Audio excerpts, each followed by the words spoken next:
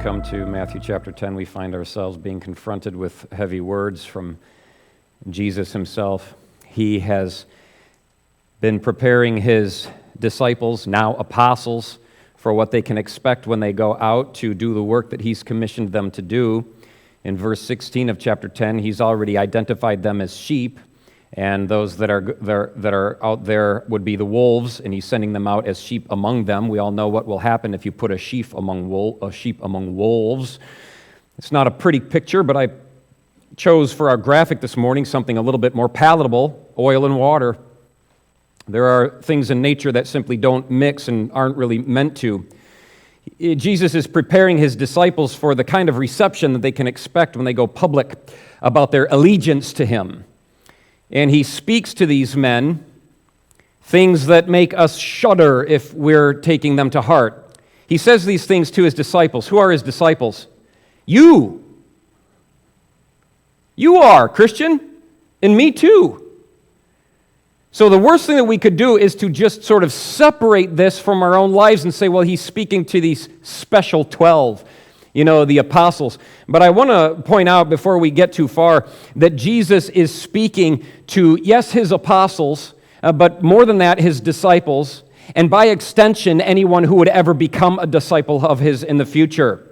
That's why he says stuff like he does in verse 32, therefore, whoever confesses me before men. He's not just speaking to the 12, but anybody who confesses him before men. Verse 32, whoever denies me before men. Verse 39, he who finds his life will lose it. He's not speaking to the 12, but to us generally. Verse 40, he who receives you receives me. Verse 41, he who receives a prophet in the name of a prophet. Verse 42, whoever gives one of these little ones a cup of water. He's speaking to anybody who will listen to the instructions that he's trying to give, to anybody who will step up and serve him in the capacity that he's called us to as Christians. This isn't for the elite. This is for the average. All we have to do is take these instructions to heart, and we'll see pretty quick that we are as sheep among wolves. All we have to do is obey. Jesus said, I'm sending you out as sheep among wolves. He says, you're going to be hated by everybody because of me. He says, a disciple is not above his teacher. A servant is not above his master. He said, if they call me Beelzebub, if they accuse me of being the devil, if they hate me, you can expect the same. The fact of the matter is that when Jesus called us out and gave us new life and turned us into new creatures, He kept us in a hostile world where there is great incompatibility between us, true disciples, and those of the world. And his apostles here, the 12, are going to experience that in short order. So he instructs them now. He instructs them in verse 27. He says, whatever I tell you in dark, speak that in the light. Now, these are instructions that aren't to be denied. This is what you have to do now. I'm going to tell you things in secret that I expect you to go and say in public. Whatever I tell you in the dark, speak in the light. What you hear in the ear, preach on the housetops. So Jesus is telling his disciples to publicly say things that are so insulting, it's going to put their life in jeopardy. Theirs and yours. The world hates the truth. And if no one's ever hated you, no one's ever been bothered by the things that you say, no one's been angered at you, no one's ever wanted to hurt you, then I question whether you're really speaking the truth. It's offensive, it's confrontational, and there's no way around it. It's impossible to dismiss. For you and me and them. The words of Jesus carry such weight, everyone knows they're true, even before they're spoken, and when you come along and speak them, you only prove that some people actually believe them, and that condemns the ones who refuse to believe in Christ's words. So brace yourself, Christian, because Jesus is going to communicate things to you in private that leaves you knowing what you need to say and do. tomorrow. Some of you already been there. You've been in a position where Jesus was telling you what to say. The Holy Spirit was pushing you, telling you what you had to do, and you knew what you needed to say. I know what I need to say tomorrow. I know what I need to say to that person. I know what I'm supposed to do. And you won't want to do it. See, that's the implication here. Jesus wouldn't have to use these pressing words that he does today. Like, if you deny me before men, I'm denying you before God the Father. That should haunt you. The reason he has to use words like that is because you won't want to do what you know you're supposed to do. And you won't want to say the things that you know he wants you to say. The reason we don't want to say or do the things we're being told to say or do is because we know what we ought to say and do. We know the reception that we're going to get if we take that command to heart. And we're afraid of the reception because we know it's going to be awful. Here's what's going to happen, and you know it's true if you've ever done it. You can expect to look like an absolute fool. You're going to be embarrassed. You really will. If you say what you know he would have you say, you're going to be embarrassed. And people are going to mock you, and they're going to alienate you, and your ego is going to be crushed, and your reputation is going to suffer. You're going to look like a loser. You might lose your job. You might suffer death threats. It might get you physically hurt or killed. You know, all the classic stuff that we read about in church history but never experience ourselves. That kind of stuff.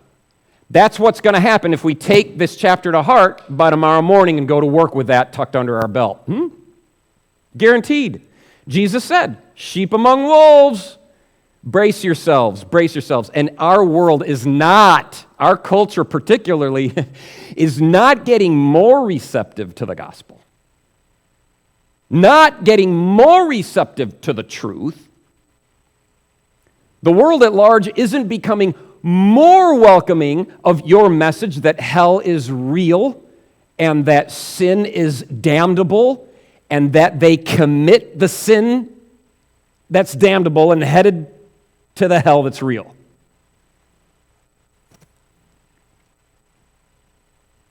We don't want to do it. John Knox was a Scottish reformer. You may have heard of the name at least. He died in 1572. He was killed in 1572. And according to one author, John Knox, quote, makes William Wallace look like Chicken Little.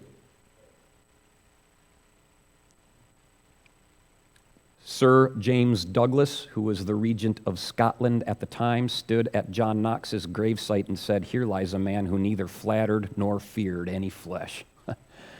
John Knox died with such a reputation for can't say that he didn't care, but he didn't allow his concern of what other people thought of him to stop him from saying what Christ spoke in his ear from the housetops. He was a pulpit preacher, and it got him killed.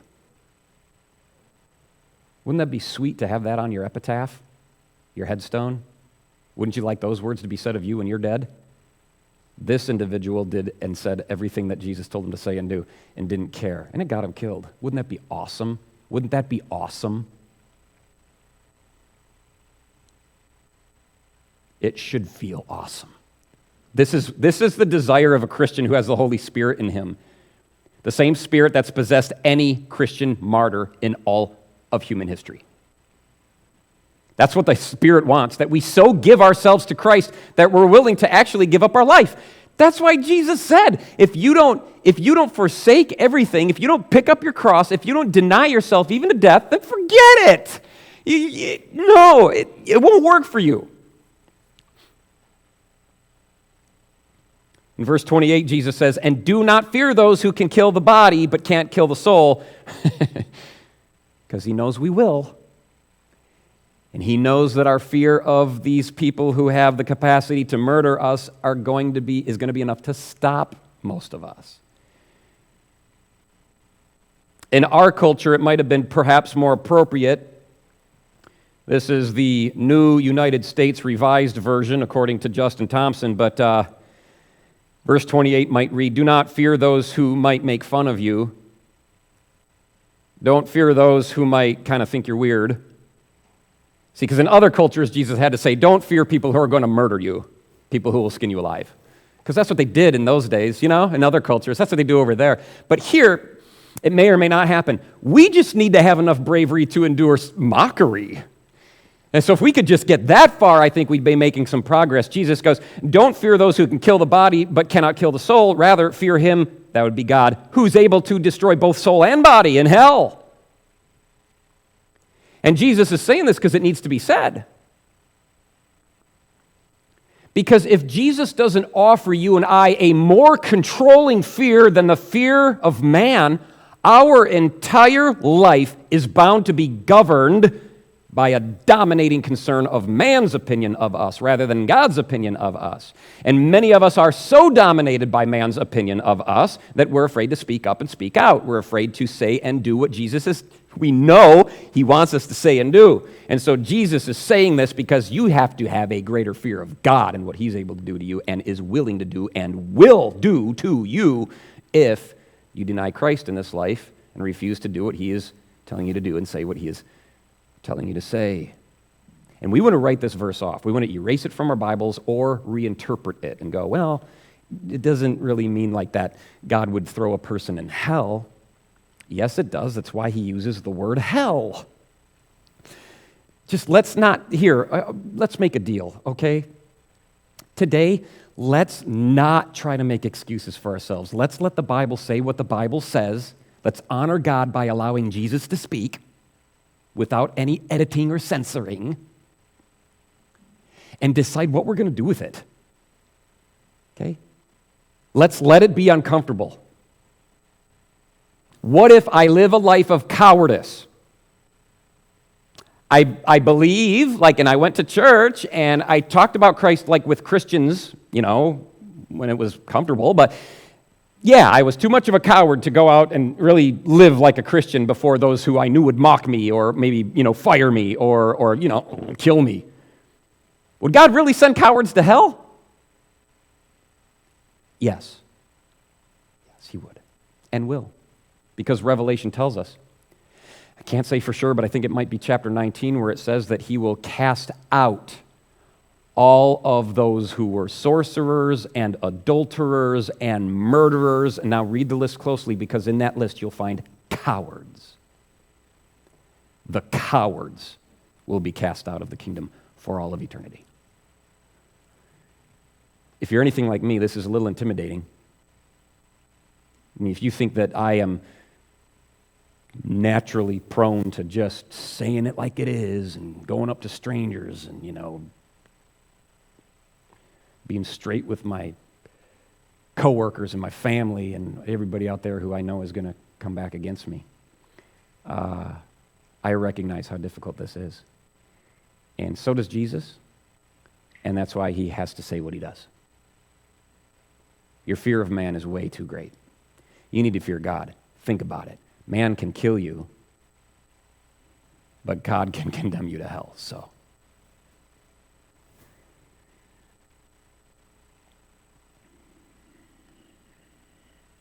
The assumption that's being made by Christ here is that his disciples will say whatever he tells them to say in the hearing of men and women who are going to hate them for what's being said, enough to kill their bodies. That's his language.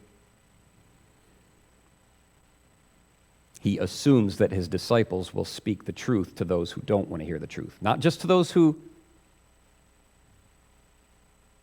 embrace the truth and believe the truth and love the truth, but those who hate it and reject it. Okay? We have to do our job. And it could get you killed. Yeah, probably not. I'm not going to guarantee you anything. God has great plans for your life, and for a lot of Christians, that meant death. That's the great plan.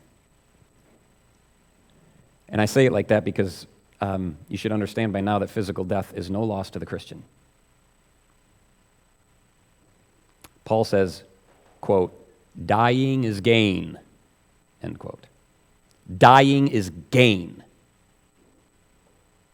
The worst things that people could ever do to your body. And ironically, the things we often fear the most are actually, in Jesus' opinion, the best things that could ever happen to a Christian.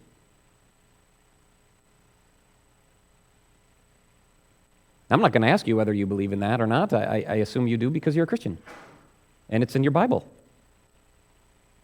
The worst things that could ever be done to your body because of your faith are actually the best things that could be done in the Christian life. Take persecution and torture, for example. I'll get to death in a second, but let's say they don't kill you. They just kidnap you, torture you, persecute you. Is there any other experience that Jesus tells us to rejoice exceedingly over for the profound reward that we're going to get because of it? I'm not sure. I think that might be the only one. He goes, oh, no, jump for joy when they persecute you. Like, don't complain. Don't think that it's a loss. That's huge. I intend to reward that handsomely. So if you ever, because of your faith, have the opportunity to catch hell like that on earth, oh, be grateful. And what about dying?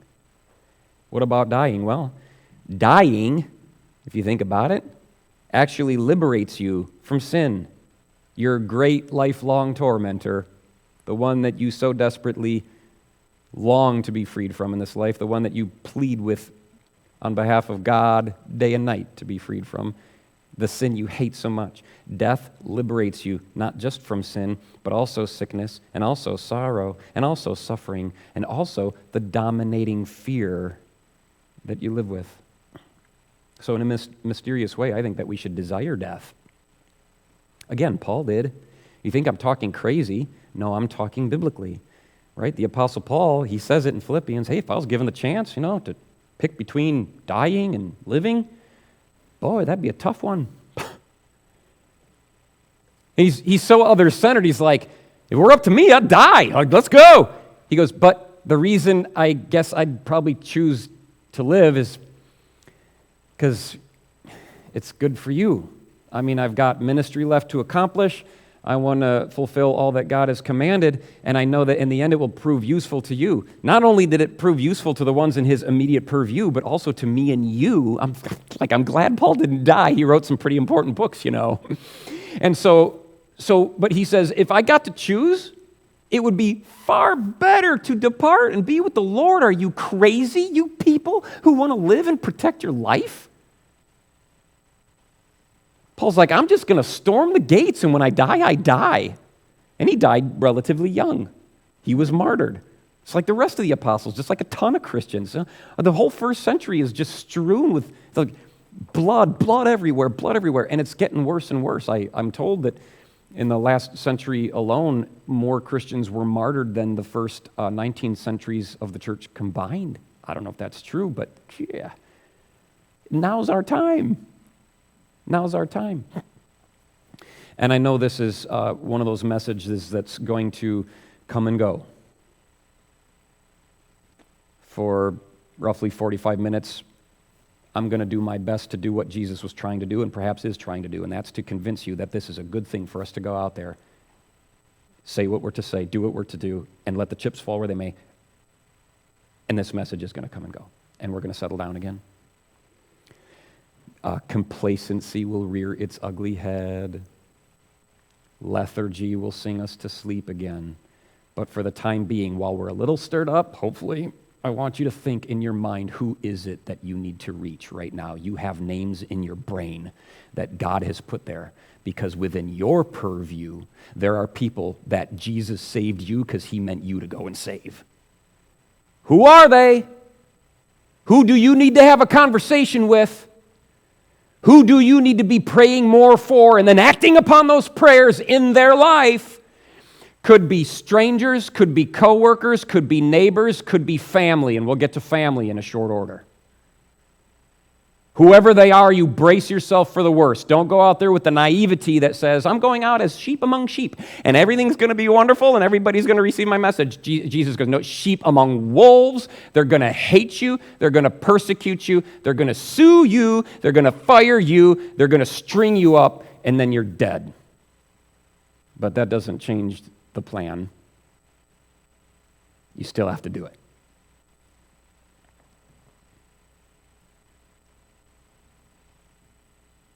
Verse 29, he goes on and says, "Are not 2 sparrows sold for a copper coin, and not one of them falls to the ground apart from your Father's will?"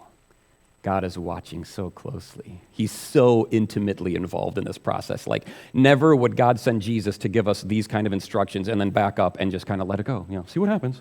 He is right there. With sparrows, anyway. And Jesus' point is he's that intimately connected with sparrows. Don't you think like he cares about you? He says, the very hairs of your head are all numbered. And now thinking about this carefully, that doesn't mean that God simply knows how many hairs you have on your head. It means that he can identify which one is which. If you pulled one out right now, he would know what number that was. He counted them all and designated a number. He knows your hairs. Not just the general number of hairs, okay, but he knows every little detail of you, your life, your concerns, your apprehensions, your fears. He also knows the spirit in you that wants this, that wants to live a life that counts. He knows. That's why he's doing this. I'm on your side. I'm on the side of sparrows. I like sparrows. Wonderful that Jesus interjects this right here because it's much needed theology as he's unfolding the difficulty, the weightiness of what we're called to, because it reminds us of God's sovereignty. God is in total control, okay? The Almighty God who decides your fate does the same for the littlest of birds. It's all in this don't be afraid context. Jesus keeps saying, don't be afraid, don't be afraid. He said it 3 times now, verse 26, verse 28, verse 31. Don't be afraid, don't fear, don't fear. It's okay, it's okay, it's okay. It's like, a little child just crying for fear. Mom or dad comes up, it's okay, it's okay, it's okay. 3 times, right? It's okay, it's okay, it's okay. I'm here, I'm here, I'm here.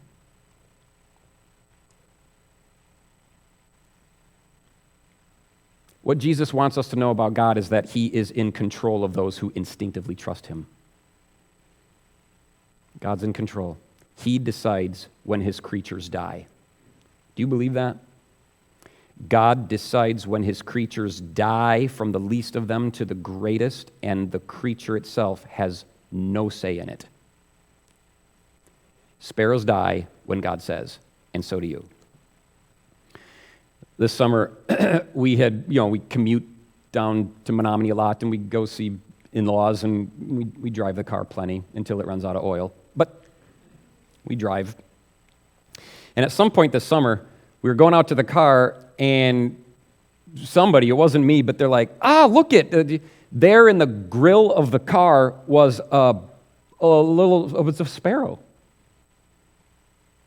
Not just dead, but dried like a potato chip. I mean, that poor thing was, just dehydrating all summer. And it makes me think that sparrow, if it had the authority to decide for itself whether it would have been hit by my car or not, would have chosen otherwise. But apparently, God flung it there somehow, decided it was time to die. God is sovereign over all of that. And I say it in those terms because the same is true of you. You can try to stay alive as long as you want. And I understand that comes natural, and that's part of the game. But God will decide when you die. And if your day comes, he'll fling you in front of a bus if he has to. Accidental death is a term that gets put on some coronary reports, and it shouldn't be, because no death is accidental. And if you think that it is, then you're doubting God's sovereignty, and Jesus doesn't want you to do that. That's why he brought up the point about sparrows and your hair. God is in control of all of it. So now, in light of that, because we want to remember the context in which these statements are couched, why wouldn't we be a little bit more emboldened to go out there and do the work that Jesus told us to do? Because if you hate me for saying the truth, I'm untouchable. You can't do nothing to me. Not until God says. I believe in a God who can protect me and will until it's time to go. And when it's time to go, he'll find some other creative way to get you. We've got all kinds of terms. Cancer, heart disease, car wreck. All of those are terms that we've come up to describe God killing someone. God decides when you die. And until then, child of God, you are safe. Untouchable. I'm not saying that you won't be tortured, you won't be persecuted, you won't be injured, and you won't be mocked. I'm not saying that. You know you will because Jesus says it himself. I'm saying you won't be killed until it's God's time. Until then, all the suffering you endure only garners you greater reward in heaven eternal. So we've got no room to complain. None. Knowing that our life is in God's hands should compel us all the more to entrust ourselves to him, and I hope it does this morning. Jesus says, don't fear, therefore, you're of more value than many sparrows. Therefore, returning to the weightiness of his former argument, therefore, with that in mind, if you actually believe that, then whoever confesses me before men, him I also will confess before my Father who is in heaven, and whoever denies me before men, him I also will deny before my Father who is in heaven. If you believe he's sovereign, act like it. If you believe, if you're a believer this morning, and you believe what Jesus just said, if you believe it to be true, that God is in total control and has extreme care for you, or rather, extreme care for sparrows, the littlest of birds, and that the care he has for them is incomparable to when it's contrasted with the care that he has for you. If you really believe that, then act like it. Go out and confess him before men with the boldness that reflects your beliefs in his sovereignty. Go out there and speak the truth you know you're supposed to be speaking in the face of those who threaten you, knowing that they can't do anything.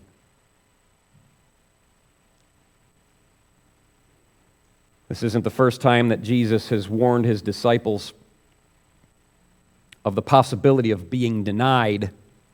You remember in chapter 7, verse 23, Jesus said, many are going to come to me in that day saying, well, we did this, that, and the other. And Jesus will reply, I never knew you. Depart from me, I never knew you. So this isn't the first time Jesus is warning his disciples about the possibility of being denied, nor is it the last time in Scripture that the Spirit of Christ makes this claim. 2 Timothy chapter 2, verse 12 says plainly that if we deny him, he will deny us. So we have these reminders throughout Scripture. We hate being reminded of this stuff, don't we? Like if I'm honest, I sit down and study this, Thursday into Friday, and I have to catch my breath at lunchtime. I go home and eat my sandwich. I'm like, oh. Because the implications are huge, aren't they? Like Jesus says, if you deny me, if you're a coward, now, certainly, this would have haunted Peter for no less than 3 days, wouldn't it? Peter denies Christ 3 times over before the sun comes up on the night of Christ's betrayal and arrest. His third denial, Jesus actually turns and makes eye contact with him, as if to say, hey, Peter, you remember what I told you in Matthew chapter 10, verses 32 and 33?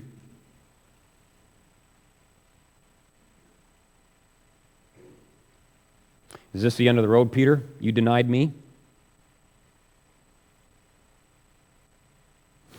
No. It wasn't the end of the road. Because before Peter had ever got around to denying Jesus, Jesus told Peter that he was going to do it and said, after you're done denying me 3 times, and after I've restored you, go and strengthen your brothers. Because apparently after having failed as big as Peter did and having been as crushed as he was, he went out and wept bitterly, as feeling as rejected as he possibly could have been, hell-bound. Jesus came back and he said, that's water under the bridge. Don't do it again. Feed my sheep. Now go and strengthen your brothers. Apparently, after having gone through that, Peter was better on the other side. He realized how weak he was. He realized how true Jesus was. We're talking about a denial that goes on for your whole life.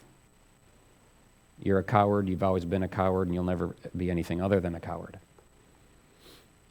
It isn't just a once or twice or perhaps 3 times denial of Christ. This is a pattern of life whereby you don't want to serve him and you won't serve him and you don't speak for him and you don't do what he says and you know what you should, but you don't do it. You never get around to doing it. And that could be a number of things. Far above and beyond going to work tomorrow and telling your coworker that they should get saved. This means living your life for Jesus Christ in obedience to God from this day forward. But you won't do it. And if you've been dragging your feet thus far, and you can get through a message like this and still drag your feet and not do what you're supposed to do and not say what you're supposed to say and still deny Christ, then you are well on your way to being denied by Christ on the day of judgment when he stands before the Father as your supposed advocate. You'll find out right quick that he's no advocate of yours. You have rejected your court-appointed attorney and you'll stand in your own defense, which is serious business. To deny Christ is a personal invitation from you to him to deny you at final judgment like you did to him throughout your life. And that really is the true difference between the believer and the unbeliever, isn't it? Because in the end, you don't earn salvation by confessing Christ, and you don't lose salvation by denying Christ, right? Verses 32 and 33 aren't the terms of salvation.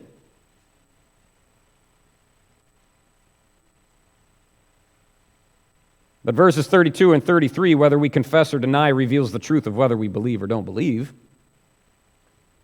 Reveals the truth of whether we're saved or not saved.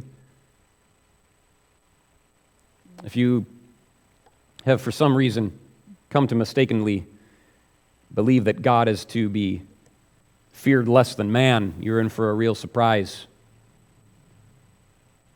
But if you do believe that God is to be feared more than man and that your life is determined by God rather than man's threats, and you do believe that even though God puts you in a position that feels dangerous and could perhaps be lethal, if you do believe that he cares about you and that he does have your best interest in mind, if you believe in heaven at all, then you will obey, even in the face of persecution. You are not an exception to the rule. All of church history proves this. All the apostles went on to prove this. All the disciples, the first century, the second century, third, fourth, fifth, sixth, seventh, all through the medieval ages, all through the Great Awakening, all through up until now, including the last century, which proves to be the bloodiest of them all combined. There's way too much proof for either you or I to think that there's an exception for either you or I. There's not. You will obey.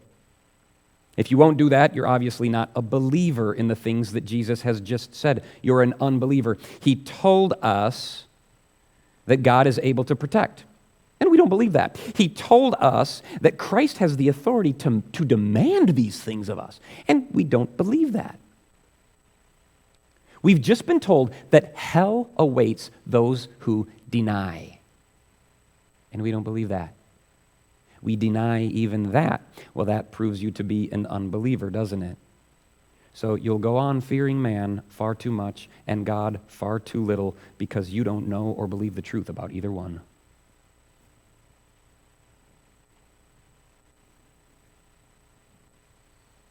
Do you believe what Jesus is saying to us this morning?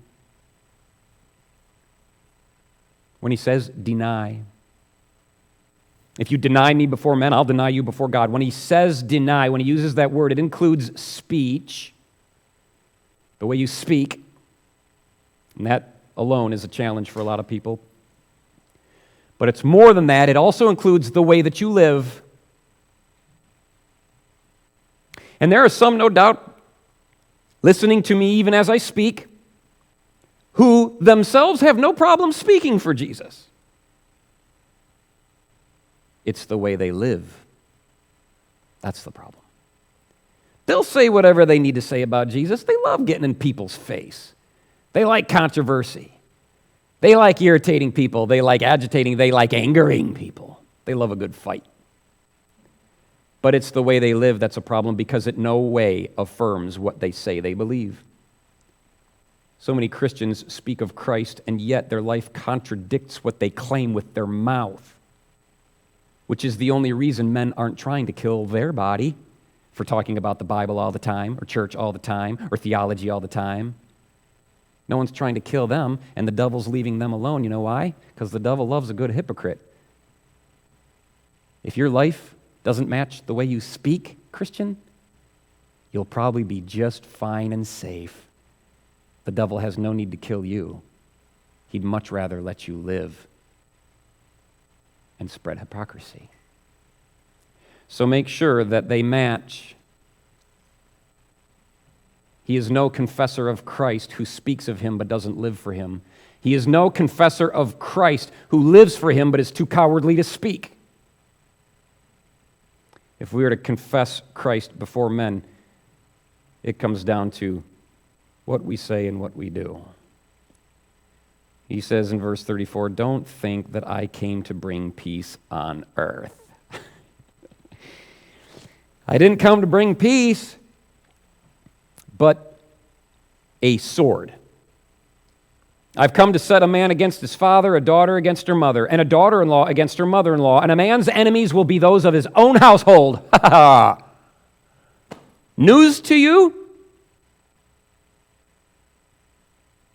American? I'm not asking you whether you're familiar with that passage. I'm asking you if this is news to you. Jesus says, I have come to do this. Suggests that it's deliberate, like he does it on purpose. This isn't accidental. So Jesus is telling you this morning, disciple, that you can expect family trouble because Jesus Christ himself plans on making that happen. It's on his task list to do that. This was news to them, guarantee you that. Passages like Isaiah 9:6 that describe the Messiah as the Prince of Peace. Or Psalm 72:7, which says, "In his days the righteous will flourish, and abundance of peace until the moon is no more." Or Zechariah 9:10, who wrote, "The Messiah will proclaim peace to the nations." We read about it in Luke, I think, chapter 2. Even at his birth, what did the angels announce? They show up, and what do they say? Peace on earth, goodwill toward men. And then here comes Jesus. I didn't come to bring peace. In spite of all the passages you've read that seem to be indicating unceasing and immediate peace, let me be clear. I came to bring conflict. Jesus promises and guarantees to bring conflict among those in your social group that you're closest with. He starts with family, and if you think it's going to end there, you're dreaming. But it does touch your family. God reminded the prophet Jeremiah, your relatives, members of your own family, even they have betrayed you. They complain about you, right? Did you know that, Jeremiah? They have things to say behind your back. He says, don't trust them, even though they speak nicely to you. You want to know the truth about your family? Don't ask them. Some of you have parents who do not like the decisions you've made for Christ since you got here. But they haven't told you yet. It'll build. You'll start to realize it. All you got to do is keep serving Jesus Christ without compromise. And that's really good. It's going to bug mom and dad. It's going to bug bro and sis, guaranteed, because Jesus says so. David wrote, "Even my own brothers pretend they don't know me. And they all treat me like a stranger." Psalm 69, verse 8. We know that Jesus himself was no stranger to the division of family that results from allegiance to God. Jesus was very loyal to his Father in heaven, and of course it caused a rift in his own family. Even the Blessed Virgin, Mother Mary, was totally out of bounds in trying to get her little boy to abandon the mission of God and come out of the synagogue and come home with us. Get out here. You've lost your mind, boy. Some of his followers came into the church and told him, "Hey, mom's outside. Your families, your siblings, they think you've gone crazy. They want to talk to you." And what does Jesus do? "Oh, Mom, okay. I got to go talk to Ma. I'll be right back, everybody. I have to go home. My parents are getting kind of like worried about me." No, he put his foot down and said, "Well, Mom can start doing the will of God anytime she wants. And the same is true of my brothers. My family, my mother, my brothers, my sisters are those in this room who do the will of God." Boy, that says something, that implies something real nasty about Mother Mary, doesn't it? We know for a fact that Jesus' brothers weren't believers. It says so in John, I believe, chapter 8. Get ready, guys. Get ready for this. Thank God that Jesus wasn't so desperate for followers that he kept truth like this hidden from me and you. Otherwise, we'd be unprepared. But Jesus tells us up front, doesn't he? Hey, this is what you can expect. Live for me. It's going to get crazy. And I hear from time to time, even in this church, that that's happening to some of you. And I wonder why it hasn't happened to all of you. I only hear of it from time to time. And yet it's what Jesus said he came to do. Well, then why isn't he doing it?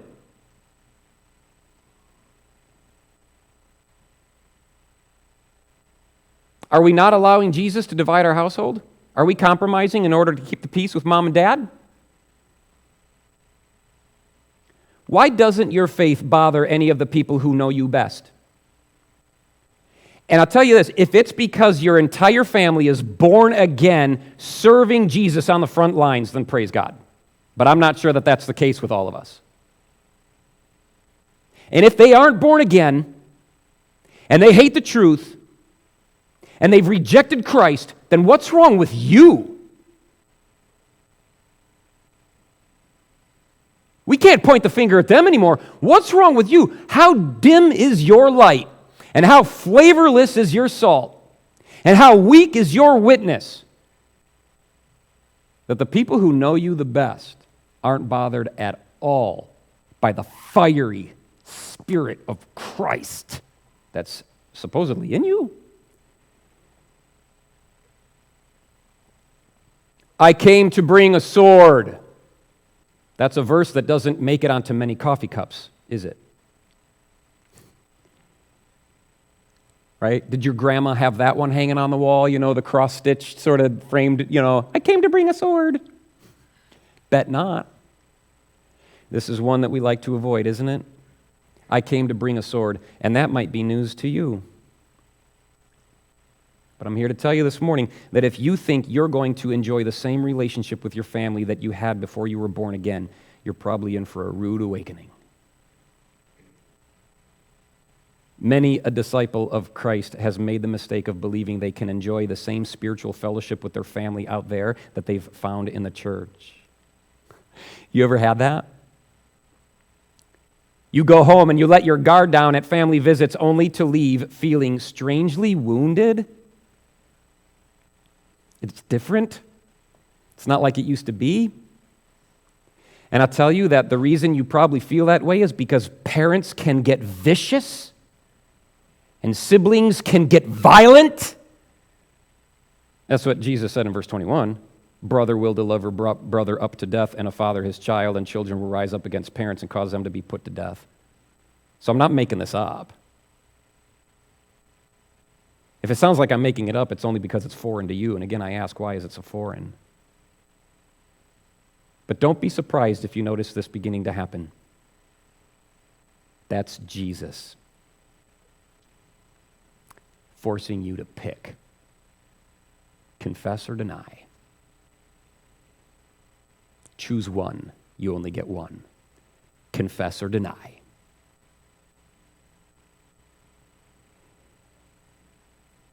You might want to think about that, guys. It's not worth resisting God just to keep your place at the family table. If it's time to say goodbye, it's time to say goodbye. It might be God's will for you to let go, walk away. Or in his language, come up from among them and be separate. There's no biblical justification for those who remain tethered to a truth-rejecting, Christ-opposing, faith-destroying people just because you're related. And I'm not saying that all your family is evil, and I'm not saying that all of your family is opposed, but I would call into question the faith that you demonstrate in their presence. Have they spoken against you? Do they believe that you're too fanatic? Are they trying to cool you off a little bit? Then you'd better decide what your future holds, them or Christ, and be ready to let go. Jesus is not a family-first proponent.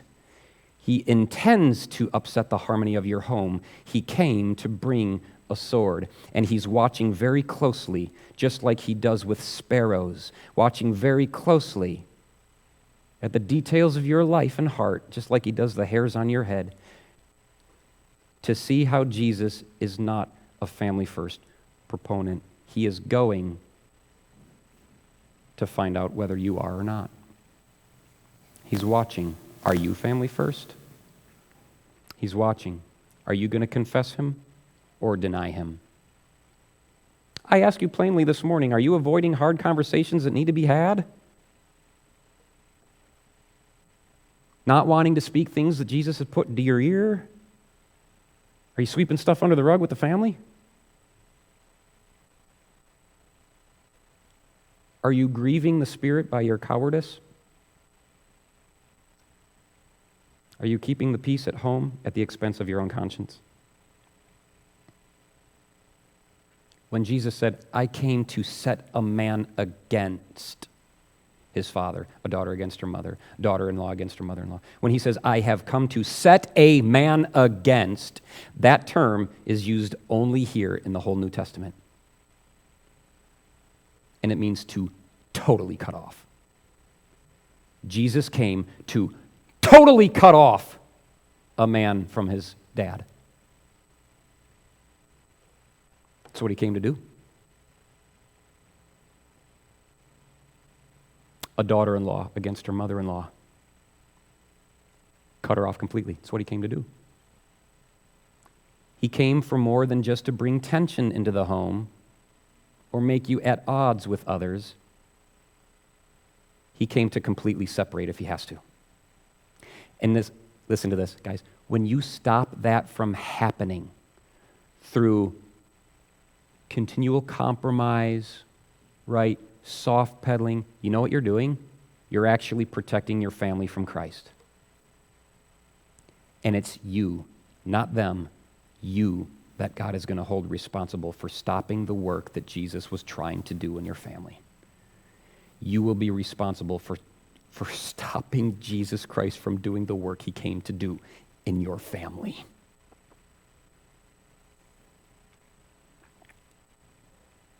He who loves father or mother more than me isn't worthy of me. He who loves son or daughter more than me isn't worthy of me. He who doesn't take his cross and follow after me isn't worthy of me. He isn't worthy of me. He isn't worthy of me. He isn't worthy of me. I hope you know what that means.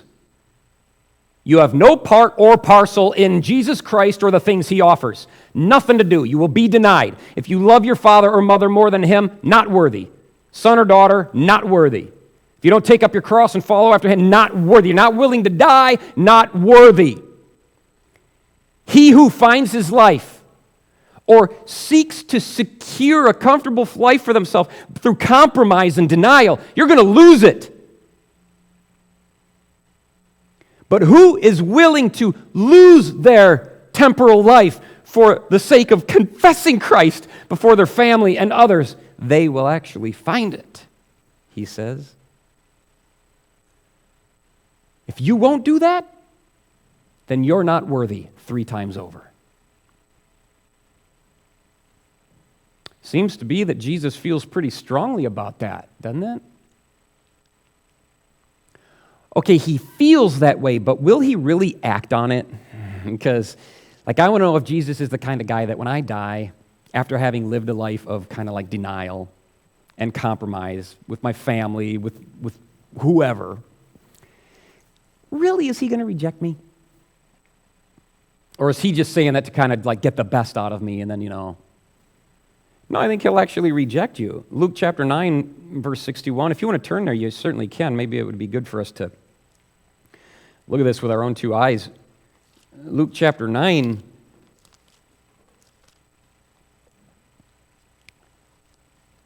Very end of the chapter, we see someone approaching Christ with big words, big Christian words.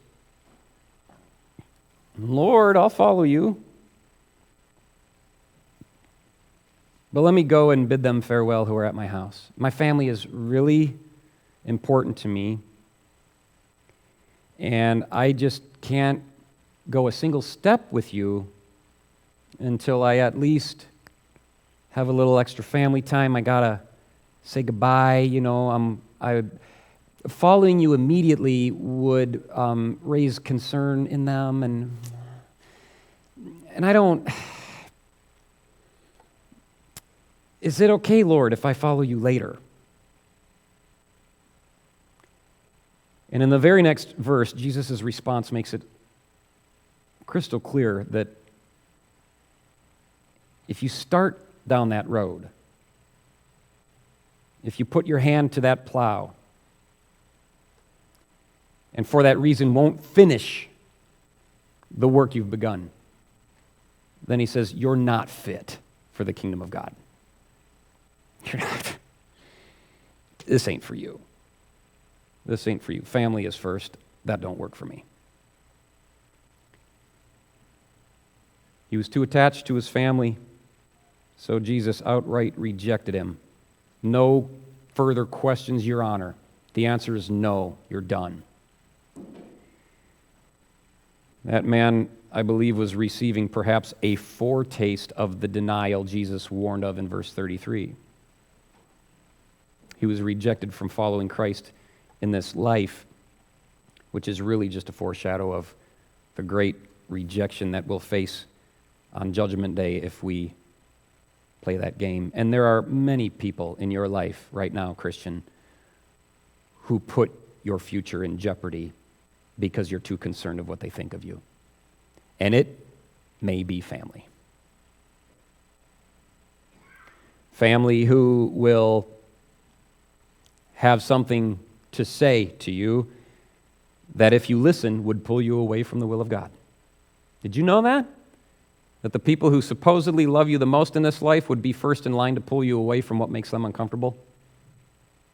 Many a parent has ushered their own children into hell with them. Did you know that? You could say the same of children and their parents. There are people too afraid to bring the truth into their homes for fear of the trouble it will cause, and by doing so, they seal their own fate. But it ain't just family. You have people in your life that you're scared to death of, and you don't even know their name. You haven't even met them yet. People in your life that are controlling you, and you don't even like them. You work next to them every day. Jesus says, I've said something in your ear that I expect you to say to their face. Why aren't you doing it?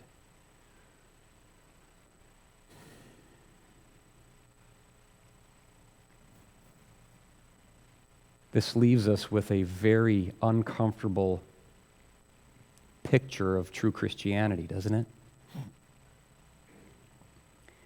It really presents us with the truth of how incompatible Christians are with the rest of the world, like oil and water, right? Like sheep and wolves.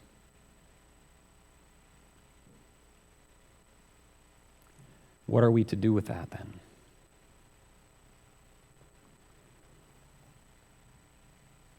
Accept it and live according to that truth until we're dead. Your life, like Christ's, is meant to clarify where people are at.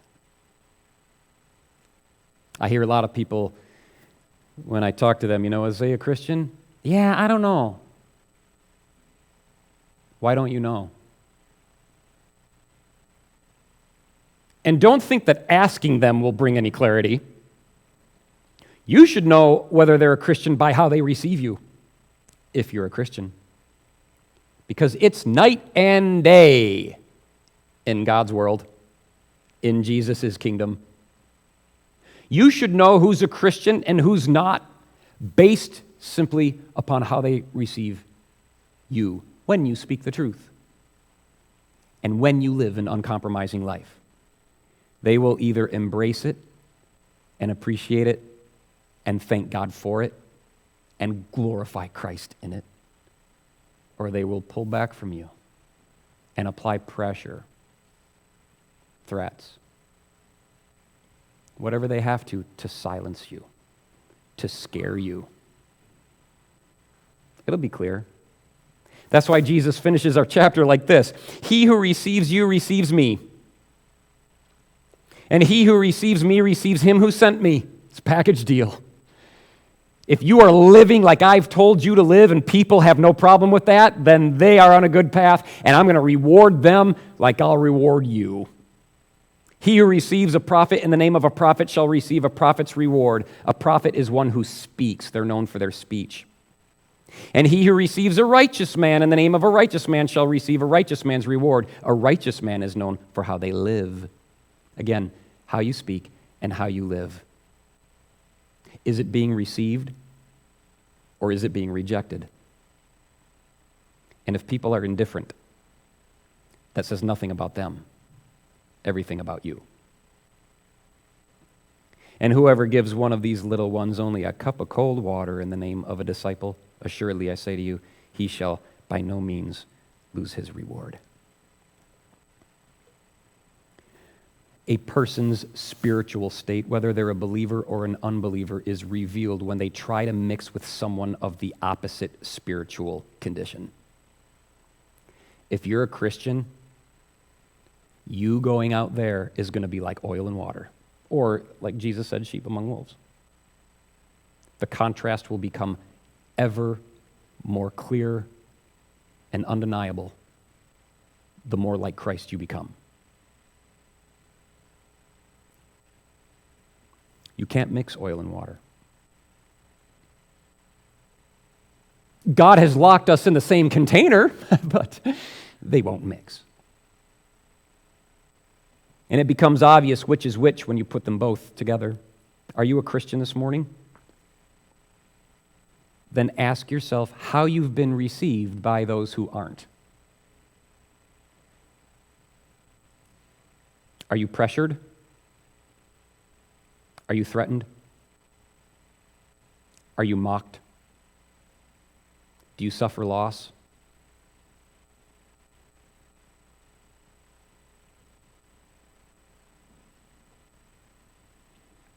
Are you a Christian this morning? Then ask yourself how well you receive those who are.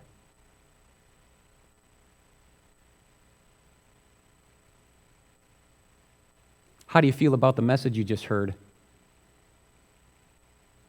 Are you secretly rejecting it?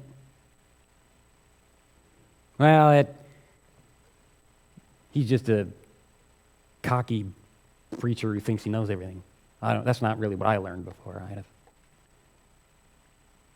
No prophet's reward for you. No reward at all for you. Do you understand that? If you're a Christian today, ask yourself how well you receive those who are. It's easy to pretend to love God until you're confronted with genuine godliness in somebody else. And if you today live with a God first, Christ first, kingdom first approach, you're going to find out really quickly who around you does and doesn't believe. If Jesus Christ is indeed first, and obedience to what he's told us today matters, it will become very clear very quickly which side who is on. Like Jesus' disciples, Paul writes about this, emit what he calls a sort of aroma, a spiritual aroma that no one around you can pretend to not smell. It's a strong odor. To those being saved, he says, these people are a breath of fresh air. And to those who are perishing, they reek. They reek. So you, if you're a Christian, will do both. It's not your job to go out there and smell sweet to everybody. Sometimes you need to stink. You need to say what stinks in their nostrils. You need to say what offends their senses. If they're being drawn to salvation, it won't stink. Are you still able to blend in with those who are perishing? Are you so compromised in your faith that the way that you speak and how you live is tolerable to those even who reject Christ? Whether that's family or otherwise, friends, doesn't matter. You're still a likable person? Since when does oil not mix with water? Since when does oil mix with water, rather? Since when do sheep not get attacked by the wolves they've been sent among? Why has it been, and now I'm broadening my scope here to American church, why has it been for so many decades now, at least in my lifetime, that the church doesn't seem to be a stench to anybody? We get along with the world just fine and nobody's offended by us. Why aren't we being killed yet?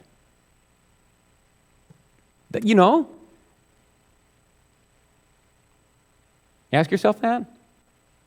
Like, why aren't Christians in America getting killed yet? And how long is it going to take? And are we ever? What's up, Jesus? You just saying this to freak us out? Unnecessarily? Here's a bedtime story that'll really spook you. Let's tell ghost stories, Or does he mean this? Is this legit? And then I have to wonder, well, is American Christianity so lukewarm that it's impossible for Christ's words to come true? That we're not going to be hated? We're not going to be persecuted? We have nothing to worry about? I think if we're honest with ourselves, and we gave some consideration to how this coming week would go for us, if we took this to heart and went, okay, I don't know if I could survive pumping gas at the corner station without getting killed. Excuse me, sir, as you're pumping gas, do you know the truth?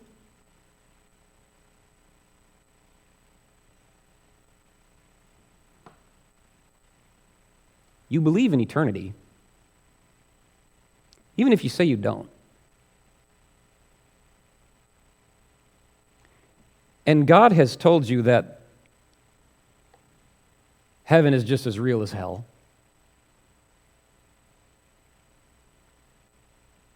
Have you submitted yourself to the lordship of Christ?